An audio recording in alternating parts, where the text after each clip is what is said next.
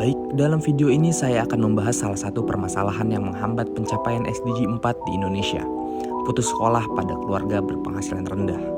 Masalah ini tidak hanya dipengaruhi oleh faktor ekonomi, tetapi juga oleh hambatan komunikasi pembangunan yang membuat informasi bantuan pendidikan sulit dijangkau.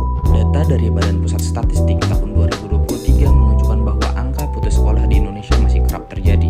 Pada jenjang SMP, angka putus sekolah mencapai 1,06%, dan pada SMA sebesar 1,38%.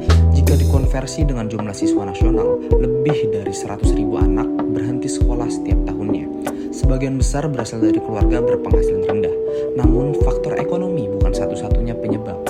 Banyak orang tua tidak tahu mengenai keberadaan atau cara mengakses bantuan pendidikan seperti program Indonesia Pintar. Karena informasi lebih banyak disampaikan melalui media digital yang tidak semua keluarga mampu mengaksesnya. Hambatan komunikasi terjadi ketika pesan tidak menjangkau komunikan secara tepat. Dalam konteks bantuan pendidikan, komunikasi pemerintah masih bersifat top-down dan mengandalkan saluran daring seperti website dan aplikasi.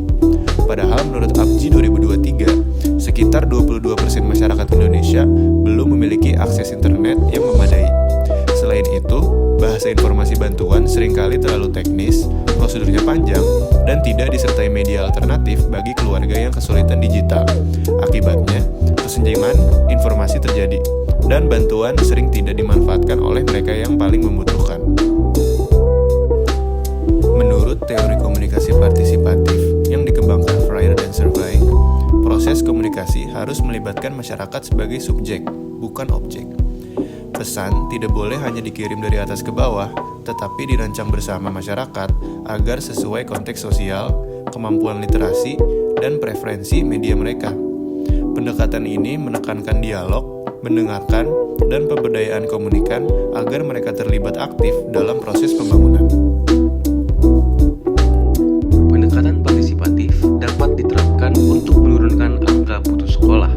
Pertama, pesan bantuan pendidikan dapat dirancang bersama orang tua dan guru menggunakan bahasa sederhana dan visual yang mudah dipahami. Kedua, pemerintah dan sekolah dapat menyediakan mobile assistance desk, yaitu pos bantuan keliling di pasar atau kelurahan untuk membantu pendaftaran bantuan pendidikan tanpa internet. Ketiga, informasi bantuan dapat disebarkan melalui jalur non-digital seperti posyandu, pengumuman di masjid, atau pamflet yang dibagikan langsung kepada keluarga yang membutuhkan. Solusi-solusi ini memungkinkan masyarakat menerima informasi secara setara meskipun tidak memiliki akses digital. Masalah putus sekolah tidak hanya berakar pada ekonomi, tetapi juga akses informasi yang tidak merata. Ketika komunikasi pembangunan dilakukan dengan pendekatan partisipatif, informasi menjadi lebih inklusif dan bantuan pendidikan dapat menjangkau mereka yang paling rentan. Melalui kolaborasi antara pemerintah, sekolah, dan komunitas,